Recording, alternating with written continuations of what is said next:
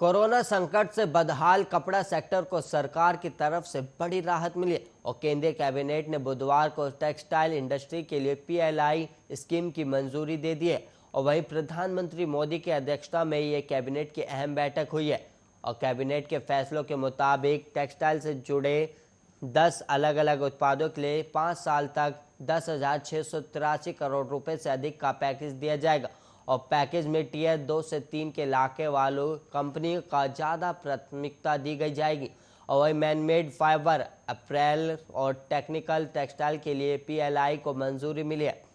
Textile sector में PLI scheme को मंजूरी से आत्मनिर्भर भारत की नींव को और अधिक मजबूत करेगी और इससे भारतीय कंपनियां वैश्विक बाजार में चैंपियन बनकर उभरेंगी और साथ ही देश के ग्रामीण क्षेत्रों में रोजगार सृजन भी होगा। हालांकि केवल भारत में रजिस्टर्ड मैन्युफैक्चरिंग कंपनियां पात्र होंगी और केंद्रीय मंत्री पीयूष गोयल ने कहा कि टेक्सटाइल के क्षेत्र में लिए गए इस फैसले से हजारों लोगों को सीधे रोजगार मिल पाएगा और सरकार के मुताबिक इससे 7.5 लाख लोगों को रोजगार मिल पाएगा। पैकेज को 2 भागों में रखा गया, जिसमें पहला भाग 100 करोड़ रुपए तक का प्रोडक्शन और दूसरा 300 करोड़ रुपए तक का प्रोडक्शन रखा गया है।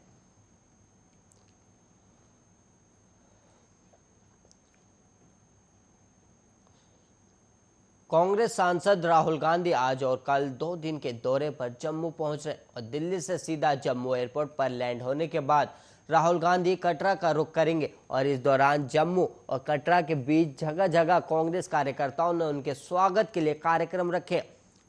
कटरा पहुंचने के बाद राहुल गांधी माता वैष्णो देवी के दर्शन के लिए पैदल जाएंगे और उनके साथ कांग्रेस के कई दिग्गज नेता और राज्य के पदाधिकारी भी पैदल माता वैष्णो देवी की यात्रा करेंगे और दोपहर बाद तक वैष्णो देवी पहुंचने के बाद राहुल गांधी वहां शाम की आरती में भाग लेंगे और रात को माता वैष्णो देवी के भवन में ही आराम करेंगे और अगले दिन शुक्रवार सुबह राहुल गांधी पैदल माता वैष्णो देवी भवन से कटरा आएंगे और फिर कटरा से जम्मू के लिए रवाना होंगे और जम्मू पहुंचते ही राहुल गांधी पार्टी के वरिष्ठ नेताओं और कार्यकर्ताओं से मुलाकात करेंगे और शुक्रवार करीब 11:30 बजे जम्मू में राहुल गांधी अपने कार्यकर्ताओं को संबोधित भी करेंगे और इसके बाद राहुल गांधी जम्मू कश्मीर राज्य कांग्रेस कमेटी के वरिष्ठ नेताओं के साथ बैठक करेंगे। राहुल गांधी के इस दौरे को लेकर जम्मू में तैयारियां जोरों पर है। हालांकि जम्मू में मौसम खराब है, लेकिन कांग्रेसियों का दावा है कि राहुल के इस दौरे ने प्रदेश कांग्रेस में एक नई जान दी है।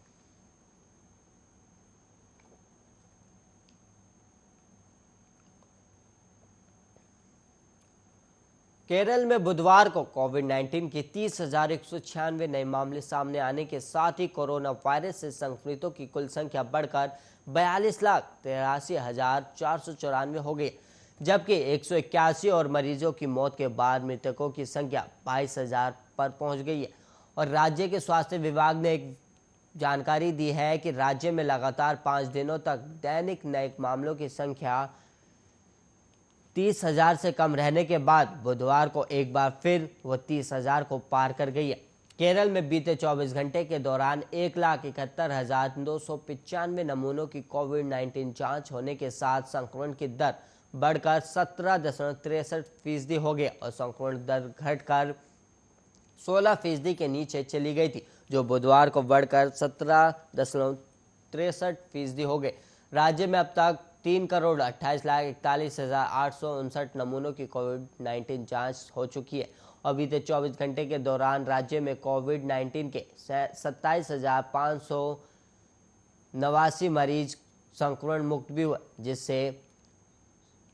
जिससे राज्य में इन जानलेवा वायरस के संक्रमण को मात देने वालों की संख्या बढ़कर 40,21,456 हो गई और राज्य में कोविड के उपचाराधीन मरीज 2,39,480 है।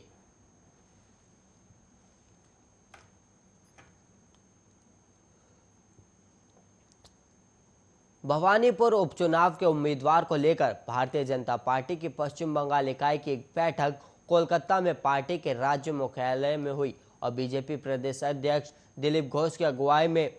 हुई इस बैठक में भवानीपुर उपचुनाव में मुख्यमंत्री और तृणमूल कांग्रेस सुप्रीमो ममता बनर्जी के खिलाफ उम्मीदवारों के नामों पर चर्चा हुई और बीजेपी सूत्रों की माने तो बैठक में हुई लंबी चर्चा के बाद 6 उम्मीदवारों के नाम दिए गए हैं और वहीं जिसमें से किसी एक पर मुहर लगाने के लिए इस के केंद्रीय नेतृत्व के पास भेज दिया गया है और इन 6 नामों में मेघालय और त्रिपुरा के पूर्व राज्यपाल और वरिष्ठ नेता